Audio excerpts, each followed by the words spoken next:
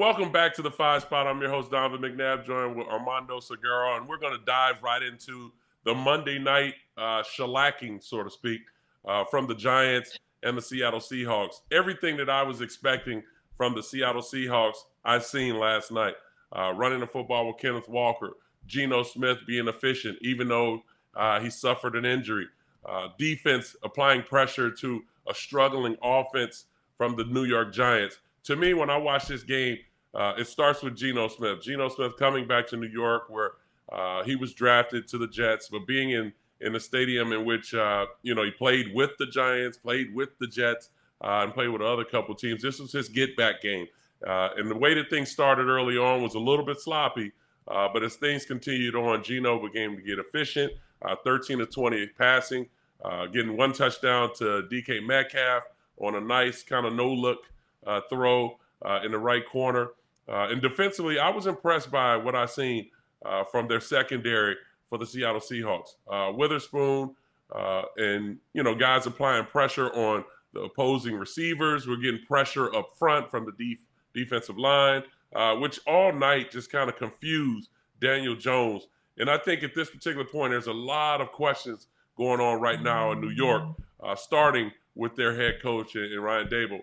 And what direction they're going to go from this point on. Armando, to me, when I look at this particular game, it was a telling tale because the Giants have been on prime time so many times, and they failed on prime time so many times. Do you see things changing, not from the quarterback position right now, but do you see these changing maybe from a play calling standpoint with Kafka? Yeah, look, the Giants are broken and in a lot of places, right? Right. And you're right. Play calling, not great. There was a moment last night, it was 3rd and 11. Right. And they wanted to pass the football, and the Giants ended up running the football. And Brian Daboll, after the game, was talking about it was a miscommunication. We sent in one play, and Daniel Jones ran another. And I'm thinking, well, so you have fundamental problems in that you cannot get the play call into the play caller. So that's an issue right there. 3rd and 11, game trend setting play, and you run the ball. So there is that. But Donovan, I mean, you mentioned Geno Smith, dude. That is a journey that this guy's been on. And I think the fact that he's out in Seattle, we kind of let that, go. At least I let that kind of go over my head. He's out of sight, out of mind, because I'm way over here and he's way over there in the country. The dude has, at 32 years old, suddenly he's really good. Reemerging. Suddenly a franchise, they paid a franchise quarterback. How does that happen? I look at a sense, and sometimes timing is everything. And when Geno went to the Jets, it was a rough situation because everything was on his shoulders. Being with Rex Ryan and being more of a defensive-minded guy, he was looking for Geno to come in and create some splash plays on offense, which offensively, they didn't really have the weaponry that you definitely need at today's time to be that superb passing offense. And I think what Rex was trying to do was he was trying to create that ground and pound kind of mentality. And it just wasn't there yet. And he just kind of suffered through a couple years of just everyone blaming and pointing the finger at Geno. And at that point, he kind of moved on with a few other teams as the backup. And I think what he learned in his journey was the fact that I just have to continue to stay ready. I have to put my ego to the side, knowing that it's a privilege to be in the NFL. In that particular point, I think when he ended up in Seattle, because I think he was in San Diego at that time, backing up Phillip Rivers before they moved to L.A., and going to Seattle where he got a chance to learn how to be a professional under Russell Wilson. Pete Carroll still showed faith in him, even though that he was the backup. He played a couple times when Russell was hurt and played fairly well. And I think when they decided to make that trade, and they brought over Drew Lock to be the starting quarterback. and he completely beat out Drew Lock through the training camp, through preseason. And when they gave Geno the job, everyone in the NFL world was kind of questioning Pete Carroll of, what are you doing? Geno's not a starting quarterback in this league. And I've said it even during that trade, Drew Lock wasn't going to survive. And we seen him a little bit last night, and you wonder why. That's why. So Geno was rewarded the job fairly, and he's taking it by storm. So that's where I see Geno, and he's continued to emerge. And I put him in the MVP voting, I think, for the next couple of weeks to see how it goes. But I think his name's going to be in that top 5 at the end. And on the other side, so both of those quarterbacks last night stood in front of a turnstile. Right. And what I mean by that is those two offensive lines, the Seahawks offensive line, they had their starting center playing guard, and everybody else was a backup. The Giants offensive line, 3 of the 5 starters were missing. Right. Geno Smith made it look okay, and they ran the ball. Daniel Jones made it look like he was an episode of the Three Stooges where he's going, whoop, whoop, whoop, whoop, whoop, whoop, whoop, whoop. You like that? You like that? Now, remember, some of our listeners, they don't, and our viewers may not know who the Three Stooges are. Google it. Youth Mo, Larry, and Karen. Wasted on the young. Yeah. How can you not know Three Mo, Stooges? Yeah. Anyway, the point being that the coaching, it worked with that offensive line in Chicago. And by the way, Dexter Lawrence, dude, you got paid a lot of money. You got to make backup offensive linemen look bad. Right. And with the Giants, it was like they couldn't do anything. And Daniel Jones, he's broken. I mean, I think he's broken. He's broken. That's all I can say about that. The tough part is, everyone's going to kind of go to the contract, and everyone's going to go to how much they paid him. And I understand the conversation, but I won't go there because there are a lot of quarterbacks right now who are in that upper echelon as far as how much they're getting paid are struggling right now. I look at it in the sense that they went out and got Hyatt. Hodgins is there. Darren Waller they traded for. Obviously the whole turmoil with Saquon Barkley, I think, took a toll on this offense because he's such a major part of this offense and this franchise. The players were upset of how they were handling the Saquon Barkley deal during the offseason and a little bit during training camp. And offensively, I just think, to me, they're a little bit out of sorts. And maybe it's too much on the shoulders of Mike Kafka as the offensive coordinator. Maybe it's too much weight carried on the shoulders of the whole offensive staff and Dable, because this isn't last year. Last year, you squeaked through the playoffs and got a playoff win versus Minnesota and Kirk Cousins. So everyone glorified of things coming into this season. But you didn't knock the doors off by the stats, or you didn't knock the doors off by your quarterback throwing for 4,500, 5,000 yards. You squeaked through. And so I think what we're seeing what the actual team is now and what they're going to have to do, possibly trade deadline, to try to improve, because this isn't getting better. So I'm going to say something controversial, which is going to sound stupid because controversial things often sound stupid. There's nothing worse than a head coach raising a team that shouldn't be there and isn't that good, raising it to playoff levels in his first year. And it happens a lot because I've seen it a lot. And then the expectations in his second year are like through the roof. You've got to do better than you did last year. And the team remembers, hey, we kind of still suck. We're not complete. We're an incomplete team. Right. I would say to you, and here's the controversial part, it would be good for the Giants overall in the grand scheme of things to be really bad this year.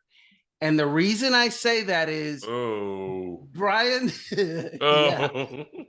Daboll, he's got a reservoir of goodwill for what he did his first year. He can survive a bad second year. The Giants, they can get all these like top 5 talent if they're really bad this year. and next year they come stronger than ever before. Go ahead, tell me how stupid I am. Yeah, that was pretty bad, Armando. That was pretty bad because I knew you were gonna go in that direction, and that's the conversation in Chicago of maybe they should just kind of throw the season away to try to get Caleb and Marvin Harrison Jr. It's too early in the season for that, and I think at this particular point, when I look at the New York Giants, I see them being a 6-win season. I see this being a 6-11 year, struggling in the NFC East. I think they may knock off like maybe a Washington Commanders team, or they may the second game around may play the Dallas Cowboys a little tougher. Maybe still 2 or 3 wins in the NFC East, but I don't see this being more than a 6-win season. And I don't think that Dabo is. I don't think he's built that way. And a lot of it is going to just happen, but I don't think he's built that way, nor are the players want to go through that, because half of them will probably be gone if that does happen. And so you can't kind of approach it that way. It may be the result, but I don't, and to be honest, I have to really look up, how many picks they have kind of coming in the next 2 years as far as first, second, and third round is concerned, especially for what they paid for Daniel Jones and then traded, for Darren Waller. So we'll see. And to me, it's so much of a disappointment that they're not the only team in the league that's been disappointing. I mean, the Denver Broncos have been disappointing, and the Cincinnati Bengals, in my eyes, have been a disappointment. It'd be different, I'm sure, probably for you, but I'm going to start with the Denver Broncos, and that's mainly because of the conversation that Sean Payton led us to, which is good team talk, but it's not good media talk. When you talk about the previous coaches, the regime, and all that stuff, and then your defense looks the way it's been. Their defense has been awful. I mean, they're giving up 287 yards per game, Third down efficiency is almost 50%. Only 2 interceptions so far, and not creating any turnovers, and then 32 minutes of time of possession each game. And so now we look at Russell, and it's like, well, Russell last year, he stunk up the place. And it's like, Russell's actually playing very well this season. And so I look at the Denver Broncos in my eyes, and then the Cincinnati Bengals. When you look at the wide receiving core that they have with Higgins, with Boyd, with Chase, and they're not getting the football. And then Joe Burrow, we talk about his injury and the calf injury where he looks like he's afraid to scramble. That's the recipe for disaster. So I think they both missed the playoffs at this particular point, and it's only going to go downhill for the both of them, Armando. Yeah, and obviously we're at the quarter pole of the season now, 4 games in, quarter pole. Of course, quarter of 4 games is 16, and they play 17. Yeah, but I was good whatever, man. I'm not here to do math, okay? So math, bad. Writer, words. Right? So to me, the biggest disappointment, it's 2 things. Number 1, huge disappointment, Chicago Bears and their coach, Matt Eberflus. The Bears loaded up on talent this year, and you hear GM Ryan Poles talk about them. He has said his words, we have everything we need on this roster to be a good team. And then I look up, and they're a bad team. They're winless. Yeah. And oh, look, they just blew a 28-7 or 28-3 lead against the also previously winless Denver Broncos. That's you're bad if that's happening. and you're really bad when your coach doesn't have a clue.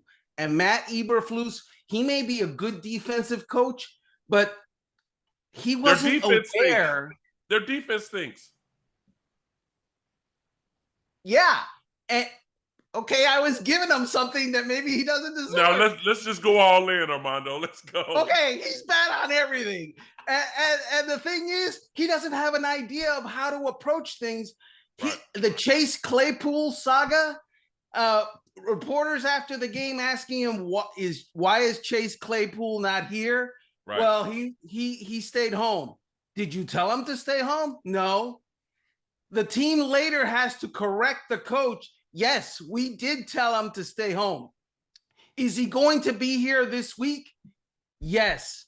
The next day, the team says he's not going to be here next week. Is it like Matt Eberflus doesn't get memos, or what's going on? Is he making a decision? That's the thing. Is he making the decision at this particular point? Because just those two questions alone are critical when it comes to you're missing one of your wide receivers that can help your offense, and are you trying to hide something, or did you really not even know that he wasn't there, or did someone else like the GM tell him just stay home, we don't need you, and you don't even know? Like that's confusing to me. But again, when you have rookie coaches, it's a lot of weight on their shoulders, and you talk defensive minded coach, your defense is awful from the last 2 years. And you can talk about it wasn't my guys that I have fully in here and I work to get my guys. But I'm looking at some of the faces on that defense, and there's some talented players on that defense, but there are people wide open in the game. And I'm like, where's the corner? Where's the safety? Where's the pressure? I just think for a defensive-minded coach, I expect a little bit more. Just like we see offensive-minded coaches. We just talked about Davo out in New York. You're an offensive-minded coach, and your offense is awful. So that's where it starts. It starts with that head coach because that's your expertise, correct? Absolutely. Now, you want to know who's a bigger disappointment than him? Give it to me. Bill Belichick. Oh, you went there. Go ahead. Give it to me. Why?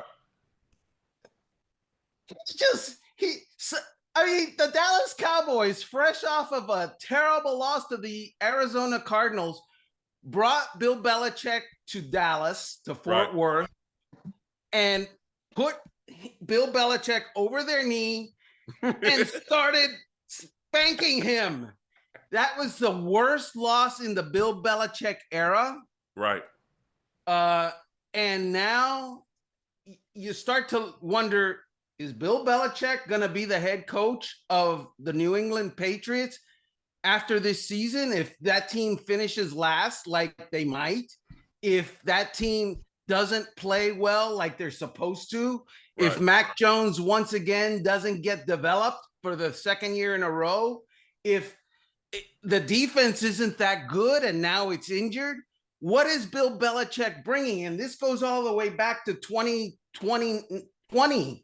2020 the year 2020 when Bill Belichick decides Tom Brady is too old, let's let Tom go, and Tom goes somewhere else and wins a Super Bowl, and Belichick is under 500 ever since Tom Brady left. Well, you know what's funny, Armando? That quarterback class, as we just mentioned, a little bit about the Chicago Bears, that class, the quarterbacks with Mac Jones, they're all struggling. And so remember, it was a fight to figure out who was going to be the first quarterback taken, who's going to be here. Because remember, the San Francisco 49ers were heavy at Mac Jones's pro days. And so were the New England Patriots. And so it kind of takes me back to, remember when Tim Tebow came out and Josh McDaniels drafted Tim Tebow in the first round? Guess who came out publicly and said they were looking and really interested in possibly drafting Tim Tebow. And that's what led to Josh McDaniels taking him so early so that they wouldn't. That was Bill Belichick. So Mac Jones, remember, it was conversation of trading all those picks from San Fran to move up to get Mac Jones from San Fran. And who decided to take him? That would be New England Patriots. So for me, the development of Mac Jones, I thought, has been halted because last year they did not have an offensive coordinator. They did not have a quarterback coach that was working with Mac Jones. They had Matt Patricia. They had Matt Patricia and a special teams coach that was there calling plays last year. And so now you've kind of put a hindrance on his progress. And then now this year, You go get a coach that struggled a little bit in Houston, then goes back to the college ranks and gets under the Godfather at Alabama and Nick Saban, because it seems like every coach that struggles goes and coach with Nick Saban so that they can get back on the market. And then you bring Bill O'Brien back to New England, which everything that I'm seeing, Mac Jones looks confused. So I just think the struggles for New England are much deeper than just looking at Bill Belichick. I think one is the decision making of Bill Belichick. To me, it's the preparation from Bill Belichick, which we have never talked about. And then the whole offensive staff, because defensive wise, I thought they were doing a fairly decent job on defense until now they've lost two of their main players in Judah and the young corner that they have. So we'll see how it goes from that point. Yeah, Gonzalez. So we'll see how things kind of change from that team standpoint. Because to me, defensively was who was carrying the weight on that whole team. So do you judge Bill Belichick? You know, it's a what have you done for me? It's a Janet Jackson league. True. What have you done for me lately? Right. I'm showing my age again. I'm with you because I was about to start. I thought you were going to go with control, but then you went with that one. So okay. All right. So do you judge Bill Belichick on, if you're the owner, if you're Robert Kraft and you make cheese, do you judge him on what you're seeing now, or do you hold fast after the season and go, I can't move on a guy that's brought me 6 Super Bowls. I can't do anything. He's not been good since 2020. Right. I can't do anything about it until he decides to go somewhere else.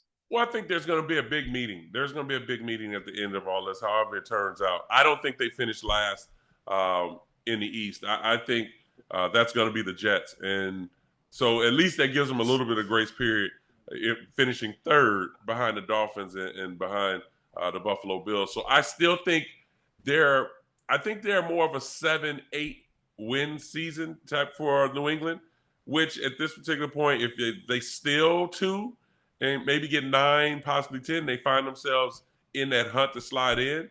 But I think more importantly, this conversation with Robert Kraft and Bill Belichick will be, okay, like, you're on the hot seat. It's the first time I've ever told you this, but we have to figure it out now, or some changes got to be made. And that's rewarding a guy that's won you Super Bowls over the years, and the decisions that he's made in the last 2.5, 3 years maybe will kind of go a different direction. I think they'll be looking to trade Mac Jones after this season. So I just think this will be a conversation between the two to try to fix things. But let's go to some happier times. And the things that kind of, I would say, bring joy to where we are in the NFL, and this is kind of where we look forward to on Sundays and Thursdays and Mondays. How about the Detroit Lions? The Detroit Lions, to me, have been a surprise team because we expected it, but we were really hesitant to see if they could do it. And Campbell has brought an attitude, he's brought an approach, a mentality. Glenn has brought some type of tenacity to their defense, being the defensive coordinator. And Jared Goff looks like the Jared Goff after being the first pick of the draft that we expected him to be in LA. 70% completion percentage, over 1,000 yards passing, only 3 interceptions with 6 touchdowns. But more importantly, when I look at this offense, they're pretty balanced. 393 yards per game. They're running the football at least a little bit with Montgomery, and then working Gibbs in there, who's, I think, he reminds me of LaDainian Tomlinson. I think he can be that splash back that catches the ball out of the backfield, picks up those explosive plays in the running game, and create the surprise plays that I think that Detroit likes to do. Those, hey, I'm going to throw it to the quarterback, throw it back to the running back. Now all of a sudden he picks up 75 for a touchdown. But that defense has been nasty. And we can talk about their defensive line because they apply pressure on opposing quarterbacks.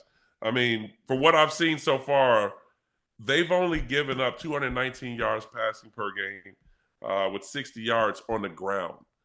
Now, when you're talking about running the football, it's not going to happen versus Detroit. And that's what impresses me so far about the Detroit Lions. I got one more team, but I'm going to let you go, and I'm going to add them to the mix of my surprise team. Okay, so the happy story for me at the quarter pole is the Tampa Bay Buccaneers. Ooh. And Baker Mayfield. Oh. I was told Baker Mayfield's a bust. That's what I was told. Everybody's told me he's a bust. He was a first overall pick, and he's a bust. Well, guess what? The bust, quote unquote, is the number 8 rated quarterback in the NFL right now with a rating over 100. And the Tampa Bay Bucks are 3-1 and leading their division. And they just beat the New Orleans Saints, who used to give Tom Brady fits and don't apparently give Baker Mayfield fits.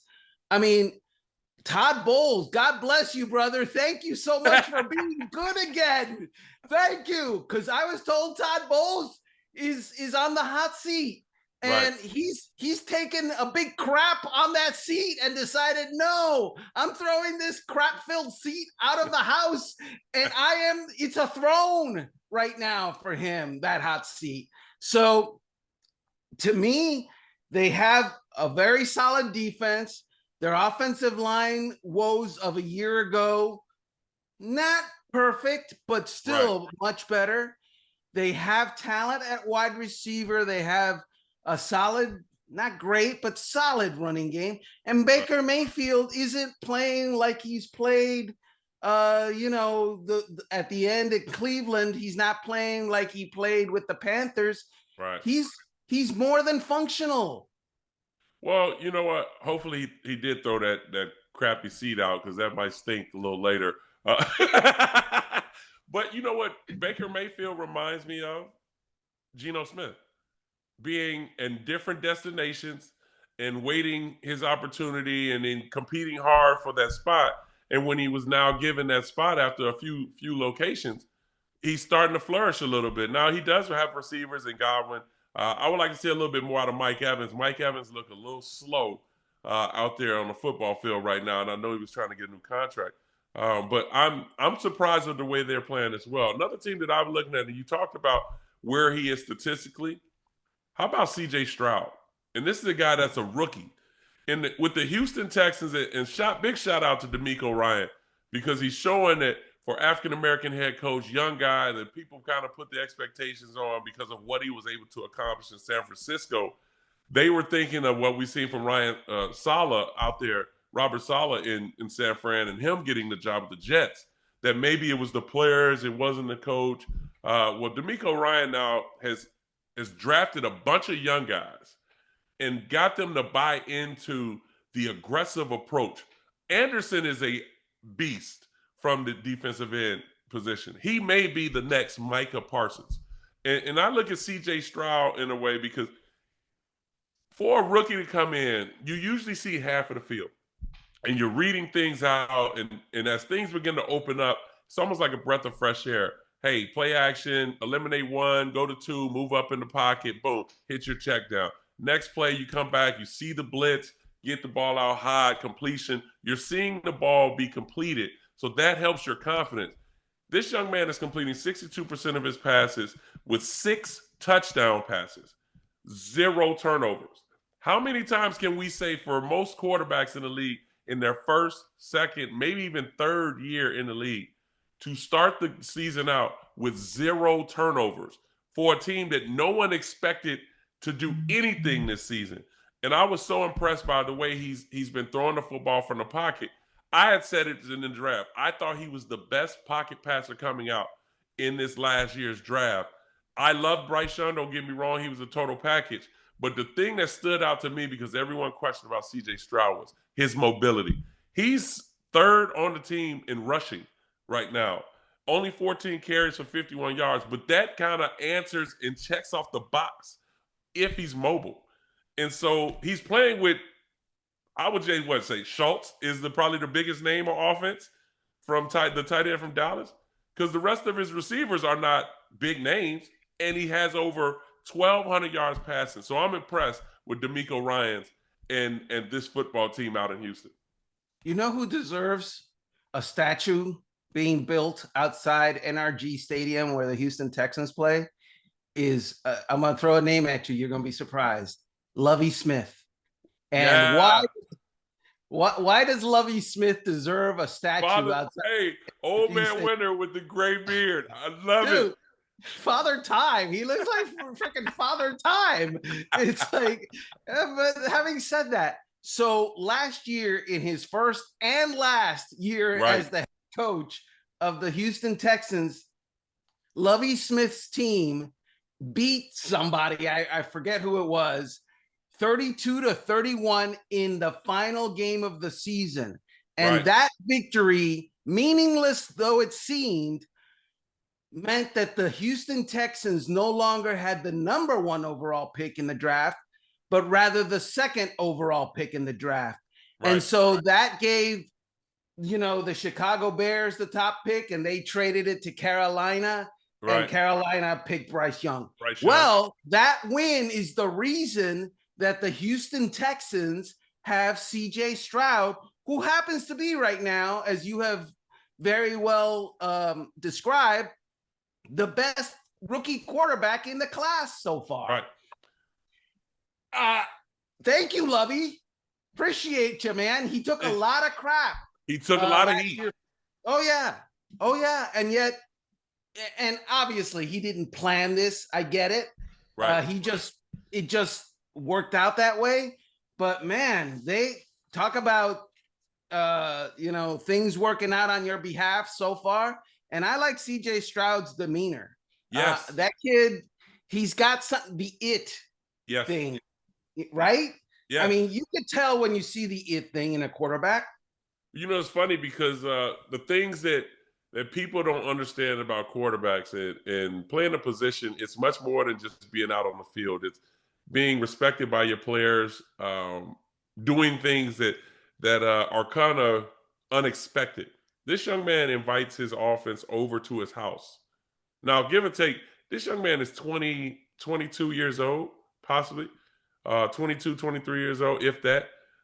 Invites his offense or skill guys over to the house to have dinner, to go over the game plan, to prepare, be all on the same page.